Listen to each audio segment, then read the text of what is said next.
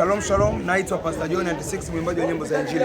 Niko hapa na media yetu ya Ufalme wa Nyota Moja, na leo niko hapa katika tamasha na kongamano la Ukanda Vijana Baptist Church. Tuko hapa tumekusanyika, sherehe ilianza tokea juzi tarehe 25 mpaka jana tarehe 26 na leo mwishoni hapa. Lakini niko na mtumishi wa Mungu ambaye amehudumu hapa katika sherehe hii. Nitakuwa na mawili matatu kwa ajili ya kumuuliza, atawaambia yeye ni nani na anafanya huduma gani. Mtumishi wa Mungu, Bwana Yesu asifiwe. Amina, amina. Wasiokufahamu na wako wanatazama kupitia Ufalme wa Nyota Moja hapa, wewe ni nani na huduma yako ni ipi?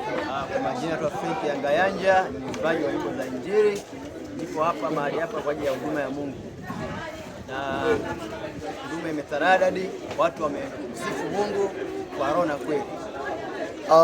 Huduma imekuwa njema kabisa. Wewe ni kitu gani ambacho umekiona kupitia tamasha hili la umoja wa vijana kanda kukusanyika kwenye kanisa hili mama? Wewe umeona kitu gani cha tofauti?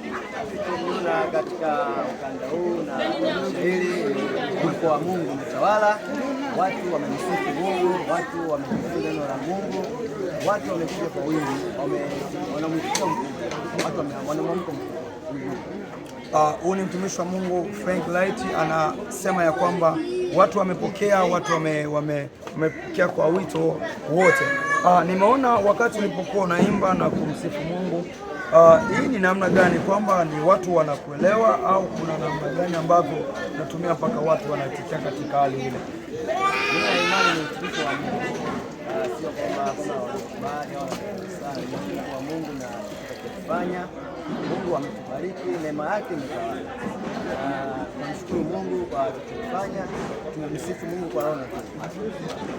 Wewe kama mwimbaji wa nyimbo za Injili, una neno gani juu ya viongozi hawa wa kanda, juu ya huduma hii ambayo umeiona inatukutanisha watu kutoka Morogoro, Pwani, Chalinze na hata kutoka Tanga, tumekuwa nao hapa pamoja. Wewe una neno gani la kuongea juu ya viongozi wa jumuiya hii?